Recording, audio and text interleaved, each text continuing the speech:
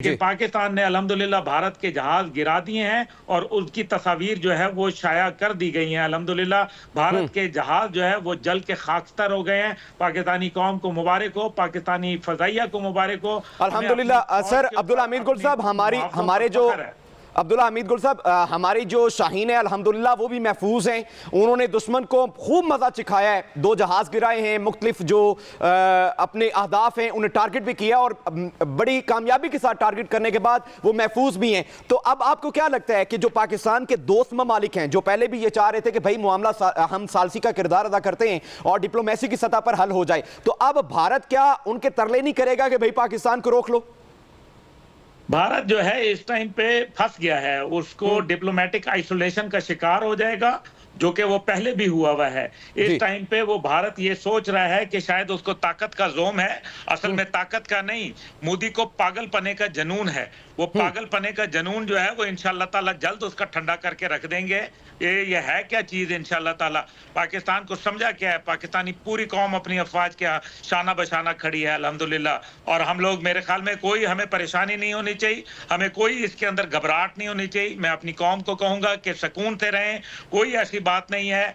जंगे भी इंसानों की जिंदगी के अंदर आती हैं। ठीक है अब्दुल्ला हमीद गुल साहब, हमारे साथ रहिएगा। ब्रिगेडियर रिटायर्ड फारूक हमीद साहब ने हमें ज्वाइन किया है, बहुत शुक्रिया सर आपके कीमती वक्त का। सर एक खबर यह भी आ रही है कि पाकिस्तान ने श्रीनगर जो इनकी भारतीय एयरबेस है उस पर भी हमला किया है, साथ में पाकिस्तानी शाहीनों ने 2 भारतीय जहाज गिराए हैं, अपने टारगेट अचीव भी किए और अल्हम्दुलिल्लाह शाहीन महफूज भी हैं। जनाब देखें, ये तो जो हिंदू बनी है उन्होंने अपना बुज़दिलाना हमला किया, सिविलियन पॉपुलेशन को टारगेट किया, हमारे सिविलियन शहरियों को।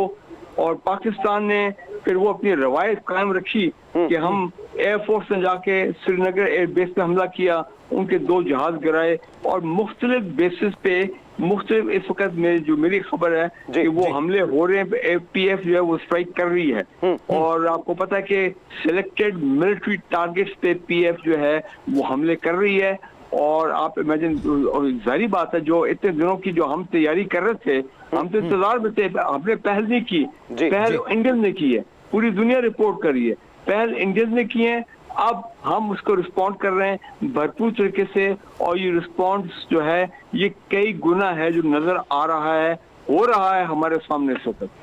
अच्छा हमीद साहब, अभी सामने हमारे जो इन्फॉर्मेशन आ रही है उसमें भारत के इस हमले को अमेरिका ने भी कहा है कि शर्मनाक हमला है और डोनाल्ड ट्रंप की जानिब से बयान सामने आया, ये रिपोर्ट किया जा रहा है।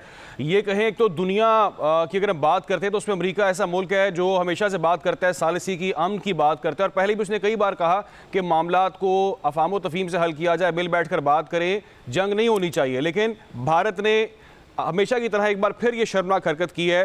तो आप क्या समझते हैं, दुनिया का मौक़िफ़ भारत के बारे में बड़ा वाज़ेह हो जाएगा अब कि भारत जंग चाहता है, जंग में पहल करता है और पाकिस्तान ने बारहा कहा कि हम जंग नहीं चाहते, लेकिन अब भारत ने जब ये हरकत कर दी है तो आपके ख्याल से पाकिस्तान ठीक रिस्पॉन्ड कर रहा है? पाकिस्तान को या इससे डबल और मज़ीद रिस्पॉन्ड करना चाहिए जिस तरह से भारतीय जारियाँ शुरू हो चुकी है?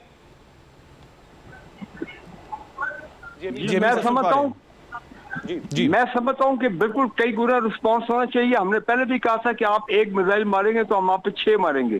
तो अब अगर उन्होंने 5-6 जगह पे हमले किए हैं तो कम अज कम हमें भी इंडिया के सिलेक्टेड मिलिट्री टारगेट्स या एयर बेसेस जो हैं कम से कम 6-7 पे तो हमें भी अब हमला करना चाहिए और मिलिट्री साइट्स के ऊपर।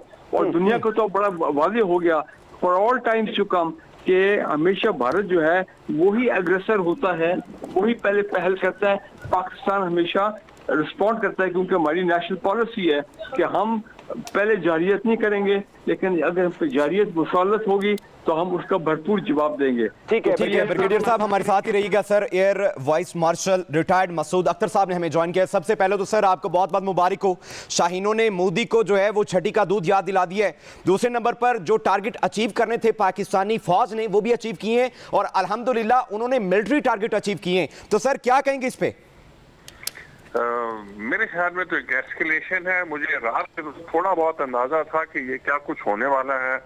उन्होंने अपनी तरफ से बहुत चालाकी की है और अपनी तरफ से उन्होंने मिलिट्री टारगेट्स नहीं मारे हैं, मस्जिदें मारी हैं और उसके बाद सरफेस मिसाइल इस्तेमाल किए हैं। पहले जो आपके कोई कमेंटेटर कह रहे थे जब इन्होंने स्विफ्ट रिटॉर्ट के बाद भी कहा था हम मिसाइल मारेंगे, तो गवर्नमेंट ने कहा था आप 10 मारें हम 12 मार देंगे।